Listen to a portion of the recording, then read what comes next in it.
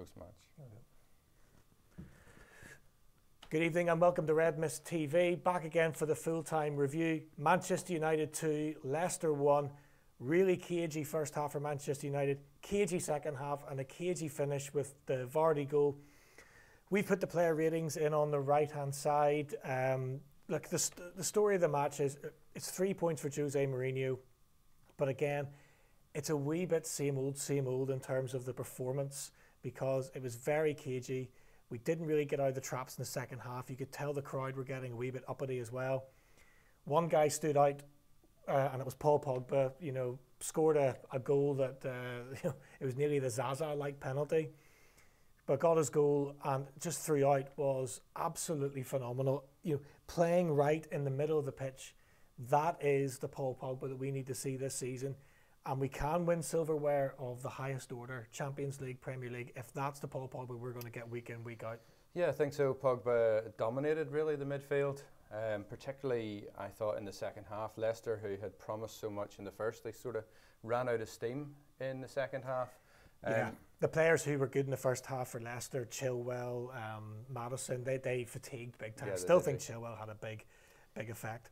And they weren't the force that they were in the first half, and that made it kind of weird that United were sort of sitting back and being quite cagey about it. That was quite odd. Are you not a bit disappointed in that, insofar as, you know, in recent years, if you go to Old Trafford, you expect to have less of the ball, and the crowd gets behind the home side, and guess what? You move it left to right, left to right, left to right, up and down the pitch. That didn't seem to happen tonight. United, for large swathes of that game, were actually camped in their own half, and it was so unusual that Leicester looked as if they were the home team at that stage. Yeah, got some great comments coming in from Chris, Eamon, Gareth, all throughout half-time, you know, saying that, you know, really, you know, a couple of them here, Pereira looked very steady. I've given Pereira a 7. It might be a bit harsh. Steady's the right performance. He looked like a really safe pair of hands in there. Fred, for me, I've given him a 6. I think this is maybe going to be a bit controversial. He picked up a yellow card and then he had to come off. I thought in the first half he was poor. He looked nervous. I still see a lot of potential in him. He had a better second half. He sprayed a couple of better balls in and around, you know, wide and stuff. But he got carded then for accumulation, and then I worried for him because he started to, you know, the Leicester players got under his skin. So Fred, yeah, it was an all right kind of Premier League debut. Lots more to come from him. Eamon, good to hear from you, Manchester United fan. He's delighted for Shaw, and I mean, look, Shaw. What about the nature of the goal? He sort of went one way, the ball got a slight touch on it. I don't think he was trying to knock it around the player. It looked amazing, didn't it, in the end? And then the finish was superb. Look, I think everyone at United is delighted for him. Look, let's look at the positives. That's a big win. Yeah. Because no one else has played yet. We've put 3 points on the board. Top of the league. That's what it's all about. Yeah. You know, on paper, you've won. It's 3 points. On to the next one. And Jose, you could tell whenever that second goal went in. I'm not sure Jose was celebrating just for Luke Shaw's benefit. I think that was a pressure release for Jose because we weren't playing well. Look, Shaw was a plus. He was a bit sketchy in the second half. He took his eye off it, and Vardy nearly got in to cross the ball into the middle. The two centre halves, particularly in the second half, were outstanding. You know, Bailly and Lindelof, I couldn't really pick between them. I thought they both had excellent moments. Bit of a collective. Can I just ask, from a Liverpool perspective, this pre-season for United was dominated by you guys wanting to sign a centre back. Yeah. From what I saw this evening, these two guys can play at the centre of defence. Yeah. What on earth are you going out and, you know, concentrating the full window on Alderweireld, Maguire, and anyone else that was available? These two guys, should they stay fit, I think they're your partnership. Well, I would rather do that because it would be something different than Smalling and Jones, and I'd rather commit to Bailly and Lindelof. Fitness has been a big issue. You know, it's not all Jose Mourinho's fault that two players have picked up an injury. Bailly, remember, is Ivorian, so we've got the African Cup of Nations to think about. That's something we're gonna have to work around, and that's a total cluster for managers to have to deal with. So look, you know, that was the real plus. You know, Pogba just magnificent. That's the Pogba we want to see, dominating the middle of the pitch. Didn't spend that much time out on the left, a wee bit more in the second half.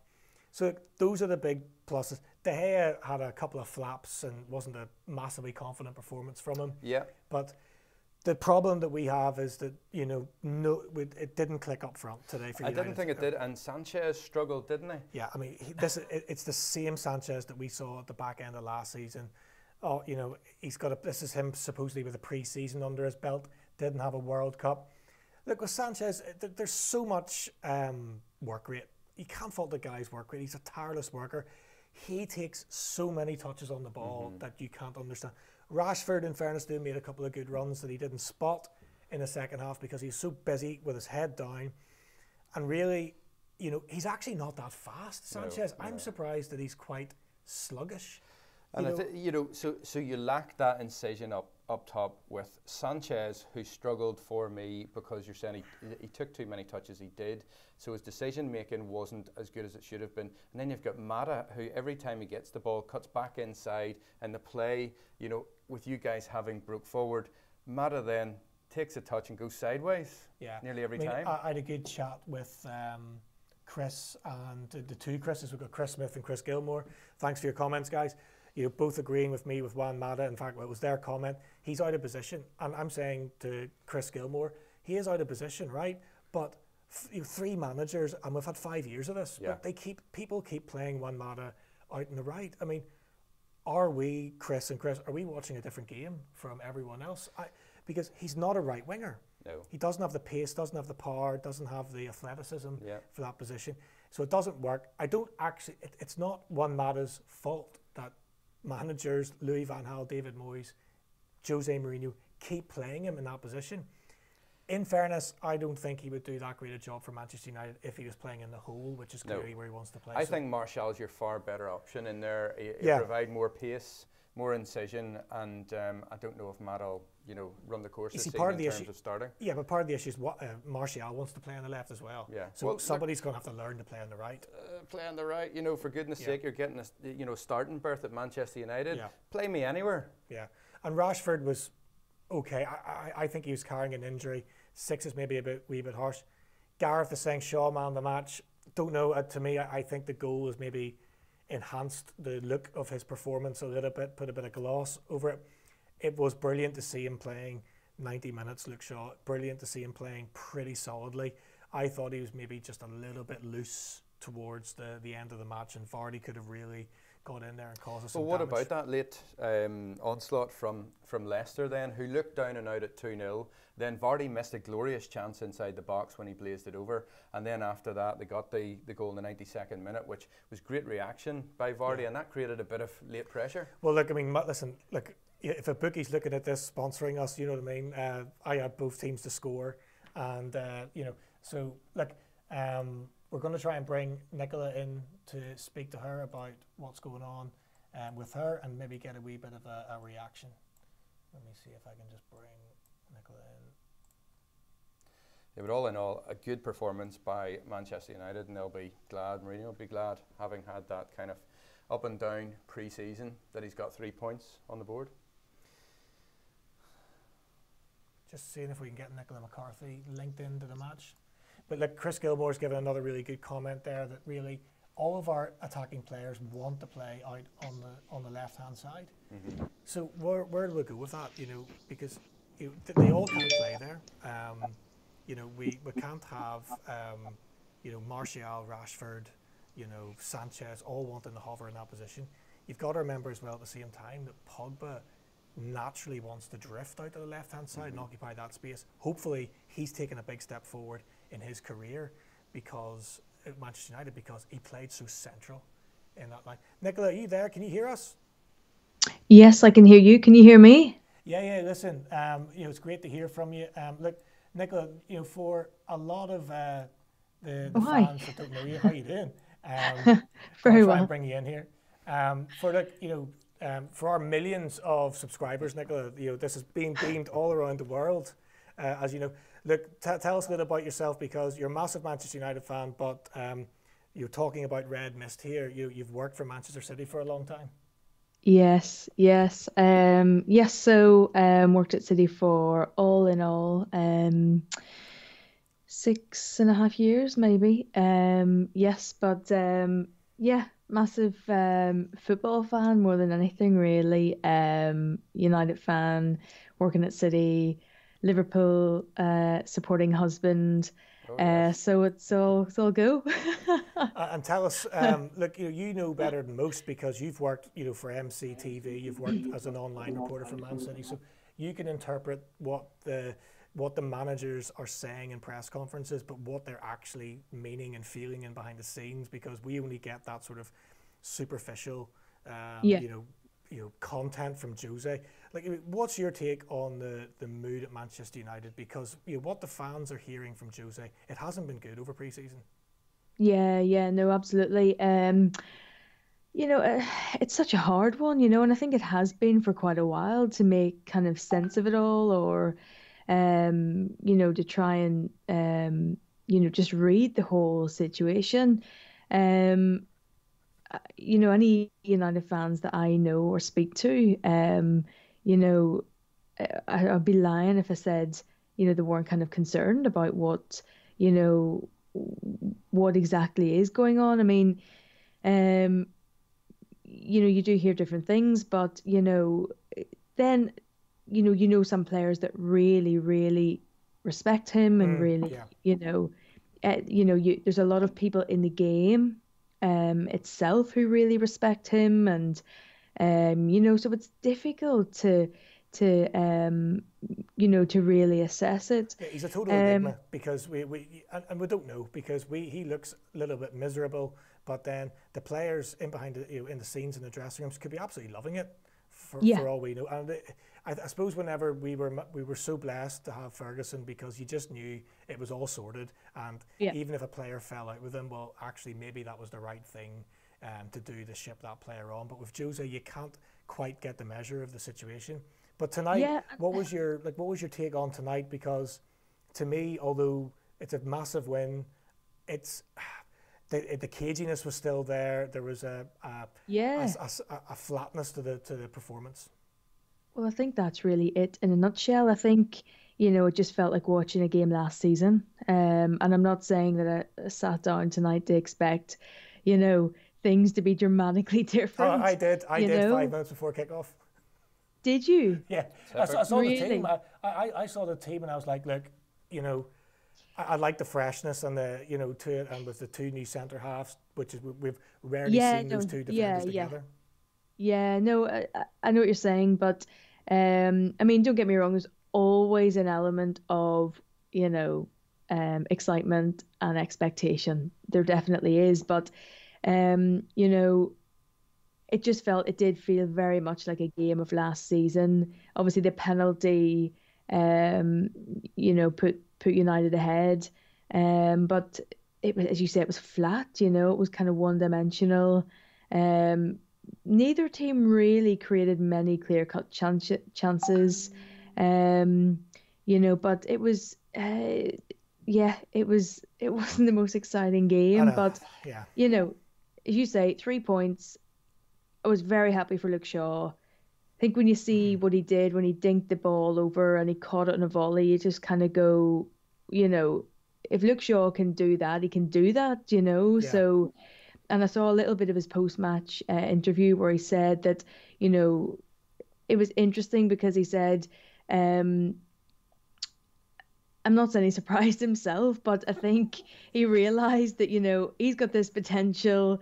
The manager knows he's got this potential, but what he was saying was that he's almost been encouraged to just keep a tight ship, in Mm. Mourinho kind of fashion. But I don't know, maybe that is a change. You know, Is Mourinho maybe loosening up a little maybe bit that's and it. letting them? You see, if people go back and watch Patrice Evra's first goal for Manchester United, it's almost a carbon copy of what Luke Shaw did Yeah, there. It was at the right. same end. He drilled it into the other corner. That is Yeah, probably going to take you back to 2007, maybe 2006. yeah, The real world similarities. And he is such a Patrice Evra-like player.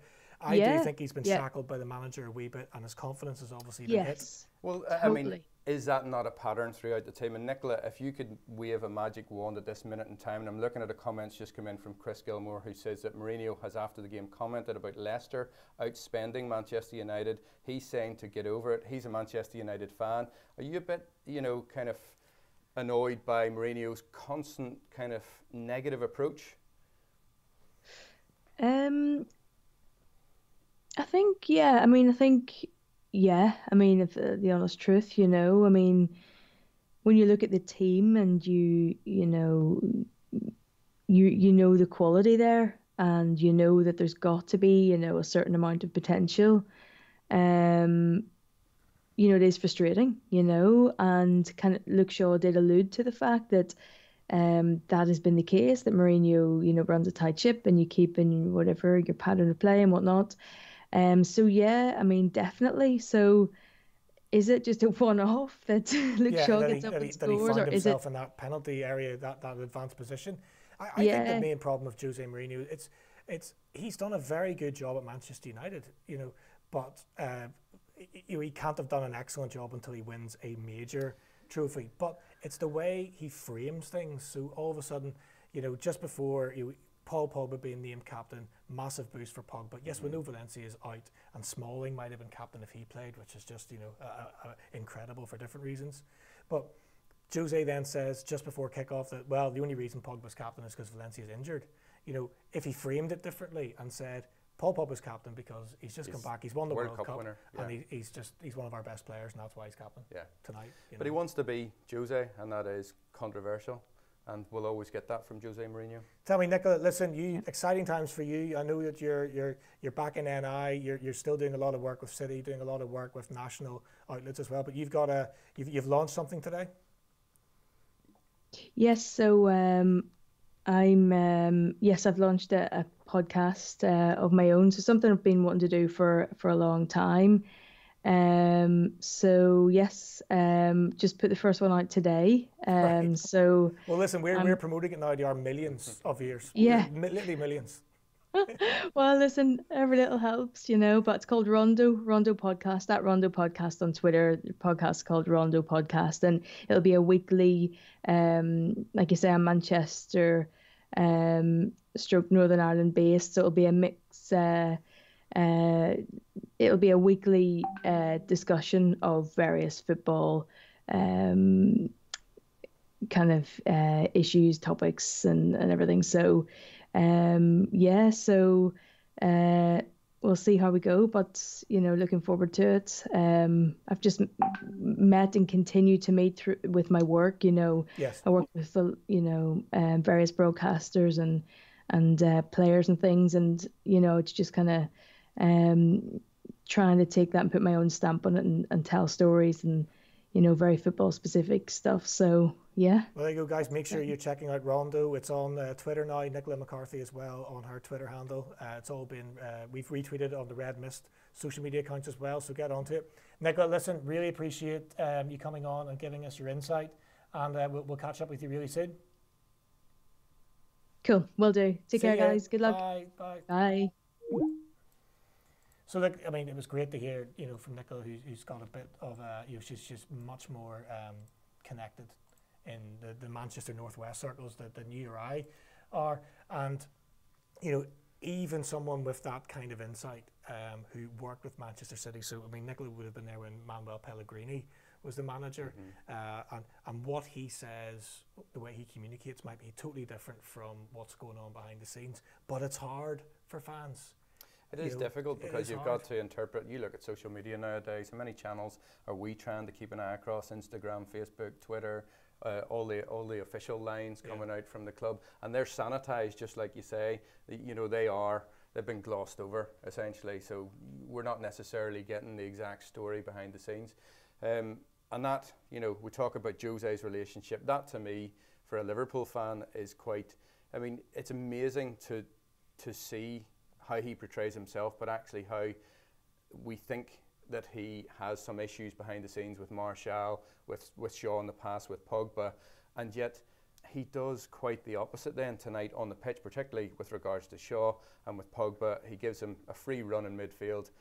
Pogba, he basically has come up trumps for his manager tonight, and he was the star of the show. So it's a good start for Manchester United. not what I wanted to happen, because lo and behold, you know, already I'm going to get it. You guys are top of the league.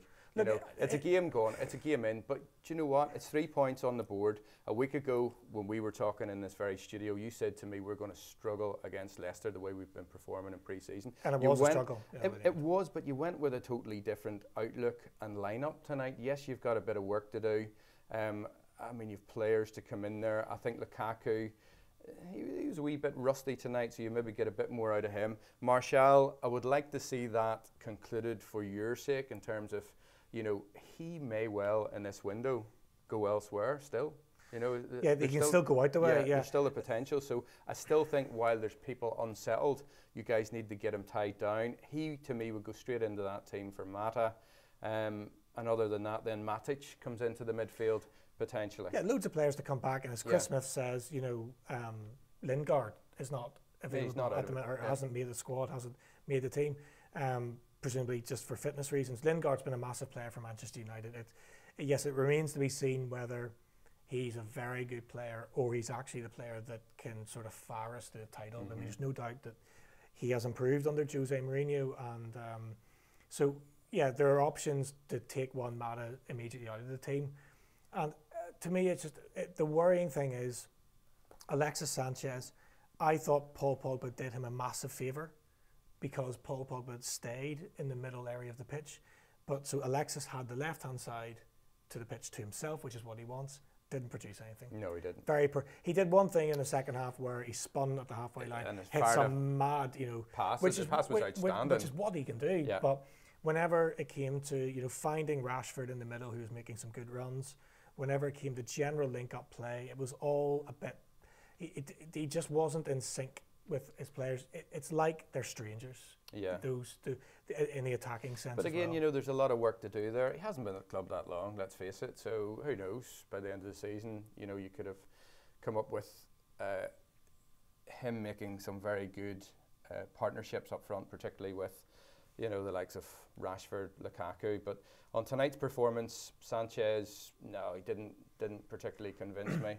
But then again, you know, my theme for tonight is that you guys have been talking about centre halves the whole window. And there's no problem. You haven't got anyone in. Keep those guys fit, we're fine. You've got Jones, who didn't make the squad tonight. Yeah. You've got Smalling on the bench to potentially come on. But Bailly and Lindelof tonight, absolutely outstanding. They were, particularly as the game went on in the second half. And guys, we really appreciate the comments coming through, that they're coming in really thick and fast at the minute. Yeah, you know, Gareth saying Martial's going to play a big part this season. It's just going to be interesting to see, because not every one of them can play out in the left, and they all want to. And I think the problem that Jose hasn't solved, and we've got to remember that a lot of these players he didn't sign, in fairness to him. I suppose he could ship them out. Is that we don't have an elite team. I mean, what I mean is, I reckon we could name another 11, and I don't know which one would beat the other one.